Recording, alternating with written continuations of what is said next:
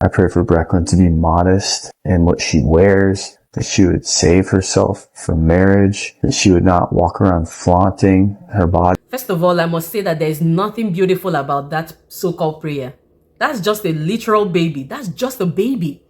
And before she even gains consciousness of who she is as a person and what her essence is, her purpose on earth, we're already sexualizing her. And that's the father right there. You know all these things that when things that are going on out there, women are being sexually harassed, abused and all that. A man will be like, they must not dare to do this to my daughter. They must not dare to do this to my sister. They must not do this to my cousin because I will show them. I will show them. But this is a father who has been conditioned to think that a woman's life or a child's life, a baby girl, all that she is all about, the whole reason for her coming into existence is to meet the sexual needs of somebody that is not even around. He doesn't even know who he's going to be.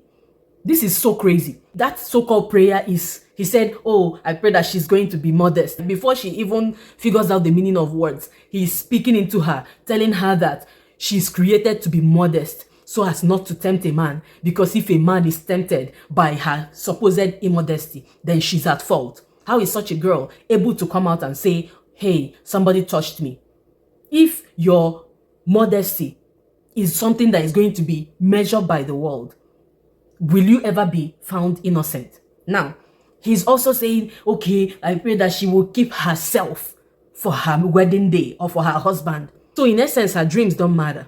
Before you even talk about her dreams and call it forth into existence, you're already talking about how she will keep herself for a man to put himself inside her on a wedding night. And of course, nobody somewhere is having their son and saying, oh, I pray that you're going to keep yourself for your wife on your wedding night. Nobody is talking about that. And by extension, what this means is if she never gets picked by a man, if she never has the privilege to experience a wedding night, then her existence is meaningless. Now, I said, oh, I pray that she will not flaunt her body out there. But the thing is, we are all born naked. If modesty is all that defines us, God will make people to be born with clothes on, right? But we are all born naked. So why is it that women are made to be shamed for the contour of their body or for the shape of their body, but men are not? The only way that she cannot flaunt her body is if she's indoors, locked in a cage, covered with a veil, and she keeps quiet, that nobody knows. Because there are men out there that are turned on when a woman speaks. If you cover your face, there are men that are turned on when they see your eyes. There are men that are turned on when they see your toes. There is always something. Even women that wear hijab experience sexual harassment. Those people you say that they are flaunting their body. So you see that even from babyhood, a father, a supposed protector, is already conditioning a baby that cannot even understand words to say, hey, all your existence, everything about you is wrapped up in making sure you don't tempt a man, in making sure that you keep yourself so that a man will have that experience of touching something that nobody has touched.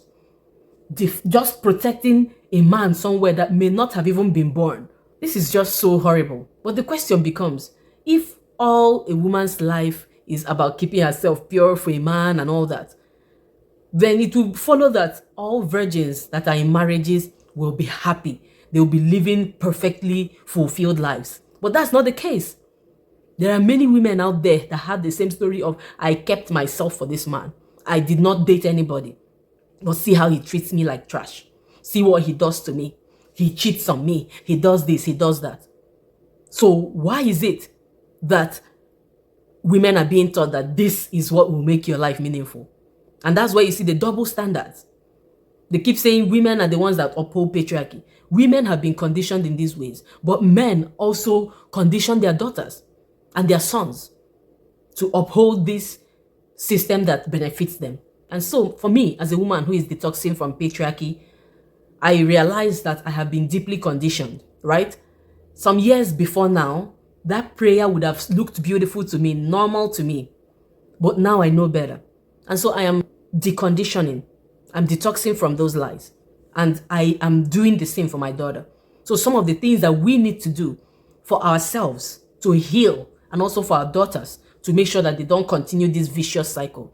We need to pour into our daughters and into ourselves, rebuild our self-esteem, because whatever level of self-esteem we have tends to overflow into our daughters. So if we have no self-esteem, we don't think that we are worthy of anything as humans just because of our gender, then our daughters, even if we never open our mouths to say it, our daughters will sense it.